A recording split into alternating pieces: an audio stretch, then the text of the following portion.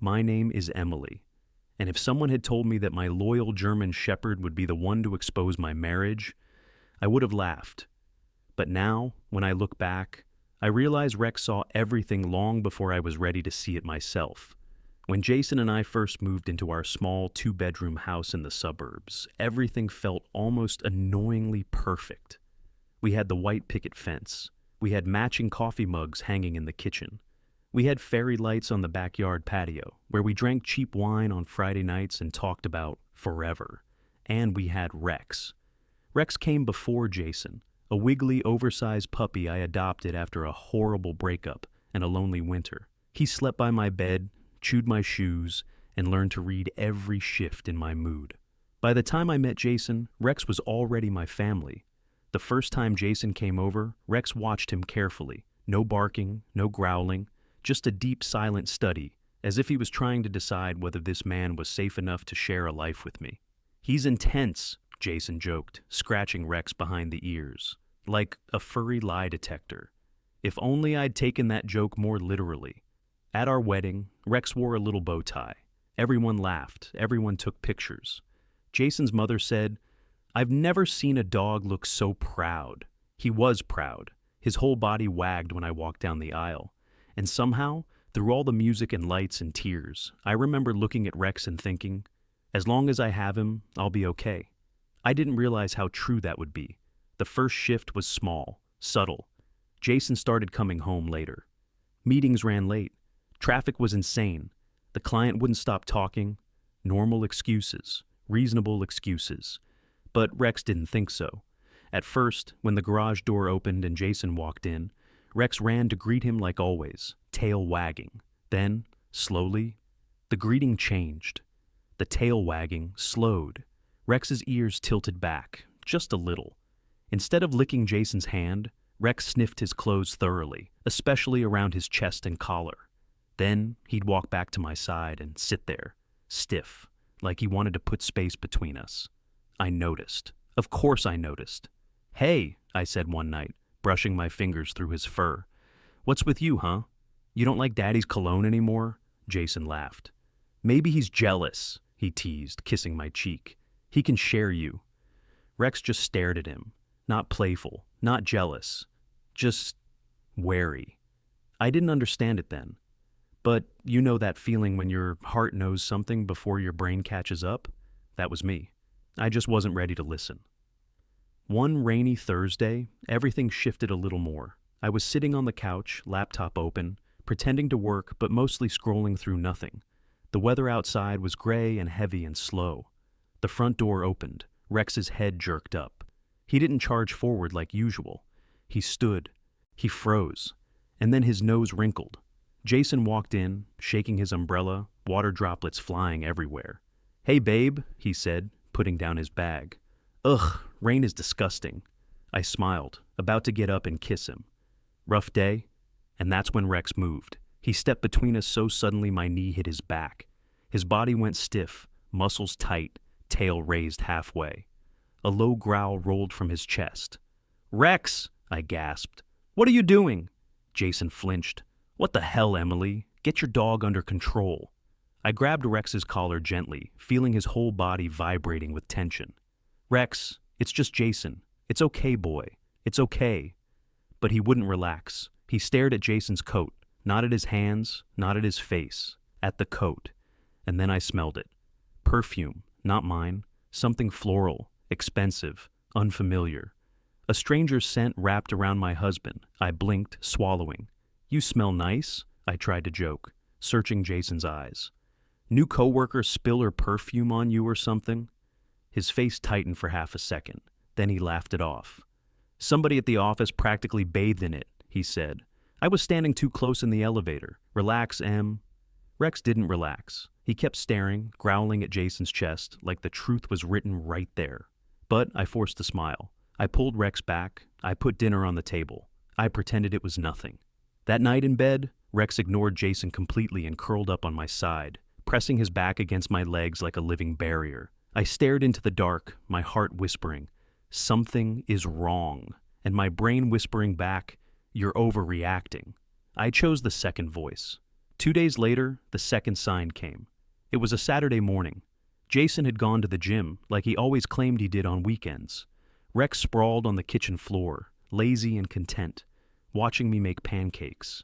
The door opened. Jason walked in, rubbing the back of his neck. "Gym was packed," he said. "I'm dead. I need a shower." He dropped his gym bag by the door and kissed my forehead. I smiled, but my stomach rolled. Rex's nose twitched. He got up, walked straight to the gym bag, and sniffed it in slow circles. Then he froze. His head tilted. He sniffed the same spot again. Then he looked at me. Really looked at me. "Rex," I said, my chest tightening. "What is it, boy?" He took the zipper of the gym bag gently in his teeth and pulled. The bag opened just enough. Something small and shiny glinted inside. My fingers trembled a little as I pushed Rex aside and knelt down. It was an earring. Not mine, gold, dainty, with a tiny pearl.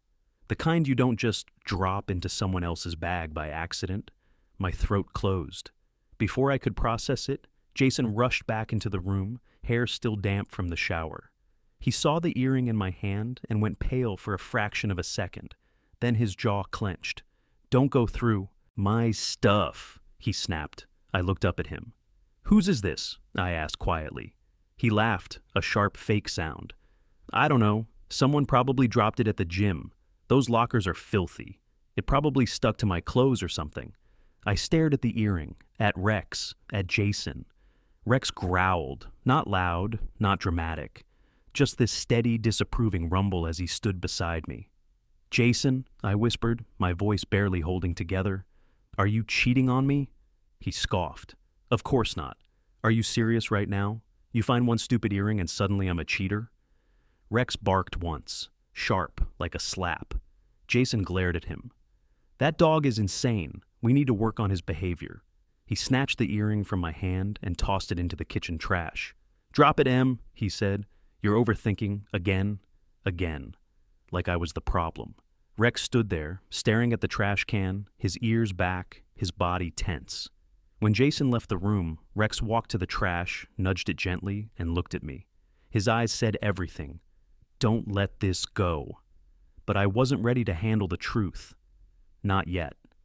So I did what so many people do. I pushed it down, I smoothed it over, I told myself, "Wait, watch. Maybe you're wrong." Rex knew I wasn't. The truth came on a quiet Tuesday morning. Jason left early, saying he had back-to-back meetings downtown. I stood at the window, sipping coffee, watching his car disappear down the street. Rex sat beside me, ears forward, watching too. "Just another long day," I murmured. "Right, boy?" Rex didn't move. 20 minutes later, he started pacing. Not random, not restless, purposeful. He walked to the front door, back to me, back to the door. He nudged my leg. He whined low in his throat. "You want to go out?" I asked. He barked once. I grabbed his leash, but he dodged it and went straight to the door again. "Okay," I sighed. "No leash, but you stay close, Rex. You understand?" He looked right into my eyes, and I swear, it felt like he did. We stepped outside. Instead of heading toward the park like usual, Rex turned left, down the sidewalk, toward the main street. "Where are we going?" I asked, trying to keep up as he picked up speed. He moved with intention, not sniffing trees, not exploring, tracking. We walked past the coffee shop on the corner, past the bus stop, past the dry cleaner where I always waved at the old owner. Rex turned again, this time toward a cozy café with big glass windows. I'd been there once or twice. Jason said he didn't like it. Too noisy, he'd claimed. Rex stopped. His body went rigid, his ears pinned back, his tail dropped. He let out a noise I'd never heard before, somewhere between a whine and a growl, full of pain and anger and warning. I followed his gaze through the glass, and my world shattered. Jason was there, sitting at a small round table near the window. His jacket, my Christmas gift, was draped. Around a woman's shoulders, she leaned into him, laughing, touching his chest like she'd done it 100 times. His hand rested on her thigh. His face was relaxed. He looked happy. Happy in a way I hadn't seen in months.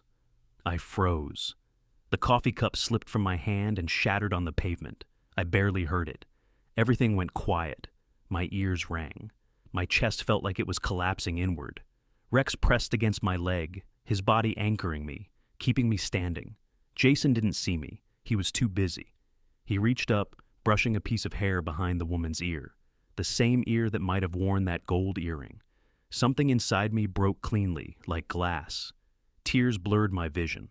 The world outside the cafe became a smear of color and movement. Rex barked, once, loud, right at the glass. Jason jerked his head toward the window. His eyes widened when he saw us. Me, standing there, tears streaming down my face, and Rex beside me, teeth bared, growling at him through the glass. Our gazes locked. For a moment, no one moved. The woman turned, confused, then pulled her hand away from his leg. Jason stood up so fast he almost knocked over his chair. I didn't run, I didn't shout, I didn't throw anything. I just looked at him. Then I turned around and walked away. Rex followed, staying glued to my side, his body pressed against mine like he was holding my broken pieces together. Behind us, I heard Jason calling my name. I didn't turn back. If I did, I knew I'd crumble. I waited until we turned the corner before I finally collapsed on someone's front lawn, sobbing into Rex's fur. He didn't move. He just let me cry, his chin resting gently on my shoulder. He had dragged me to the truth because I wouldn't walk there on my own. The confrontation that night was a movie I never wanted to star in. Jason came home with panic in his eyes. "Emily, let me explain," he pleaded. "It's not what it looked like." Rex stood in front of me again, growling, refusing to let him get too close. "Move your dog," Jason snapped. "No," I said.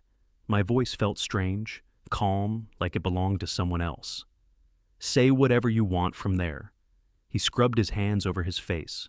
"It was just—" He paused, searching for the right lie. "It was a coworker. She's going through a hard time. I was comforting her." "You kissed her," I said. "On the mouth, twice. That's not comforting." He froze. I hadn't planned to say it. I hadn't planned anything. But the memory was burned into my brain, whether I wanted it or not. The way he leaned in, the way she tilted her chin up, the way it looked familiar. Like it wasn't the first time. Rex's growl rumbled deeper. "She means nothing," Jason tried again. "It was stupid. I messed up. But it's not serious. We can fix this." I stared at him. "You lied to me," I whispered. "Over and over. You lied when you smelled like perfume. You lied about the earring. You lied this morning when you said you had meetings. It's not just one mistake, Jason. It's a pattern, and I'm tired." He rolled his eyes, desperate now. "So you're taking the dog's side?" I almost laughed. "Yes," I said, "because the dog hasn't lied to me yet." Rex barked once as if to underline it. Jason's face twisted with anger. "You know what? This is insane. He's the problem. He's always in the way. He's aggressive, he's controlling, he's making you paranoid. If you want this marriage to work, the dog goes." I froze. "You want me to get rid of Rex?" I repeated slowly. "Because he exposed you." "He's just a dog," Jason shouted.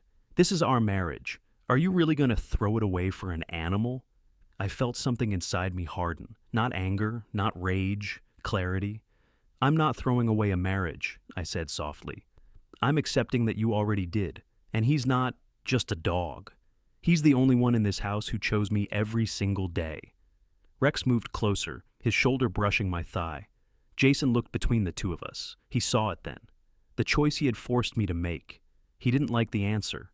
He grabbed his keys off the counter. "Fine," he snapped. "If you want to destroy everything over a dog, be my guest. Don't call me when you regret it." He slammed the door so hard the frames on the wall shook.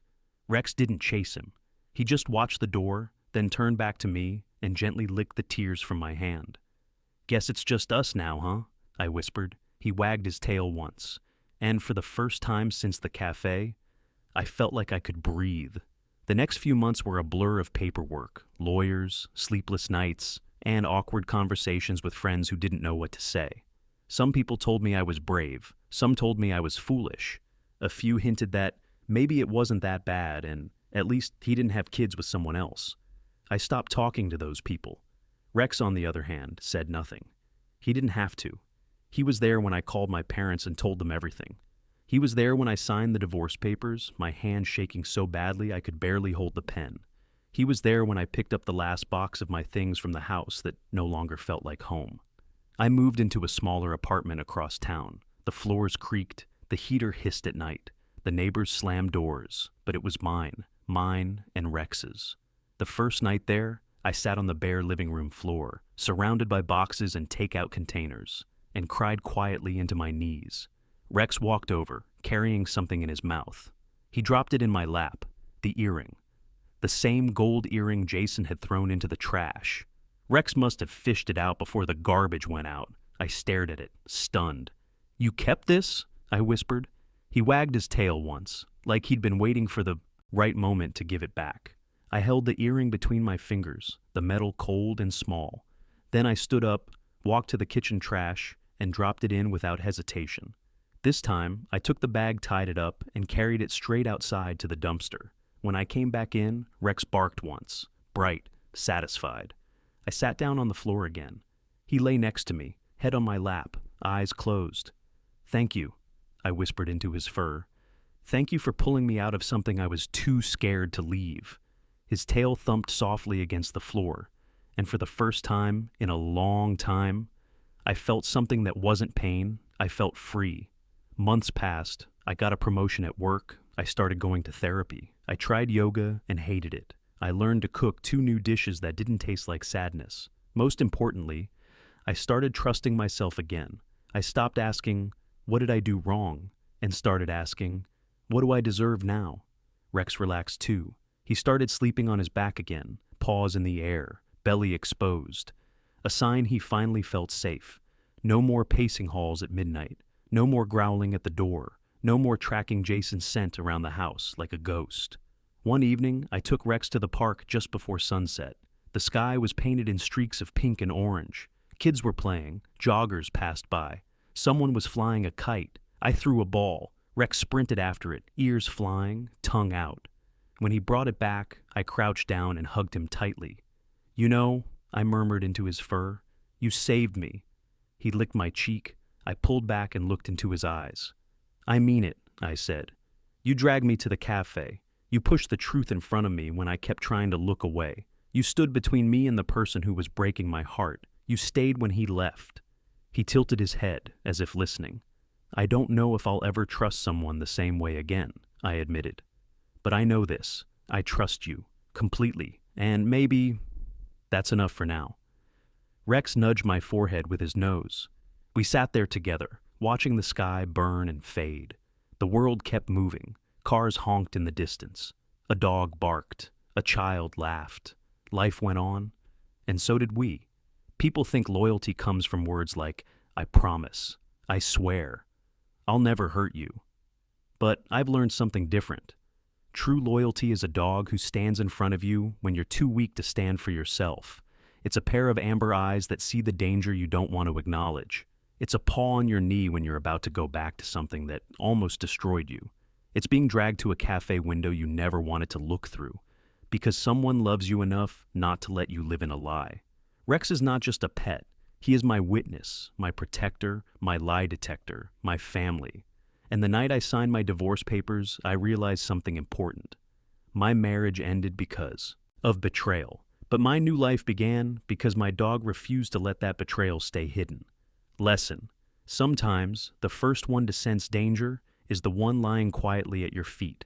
Listen to the energy, listen to your intuition, and if you're lucky enough to have a Rex in your life, listen to him too.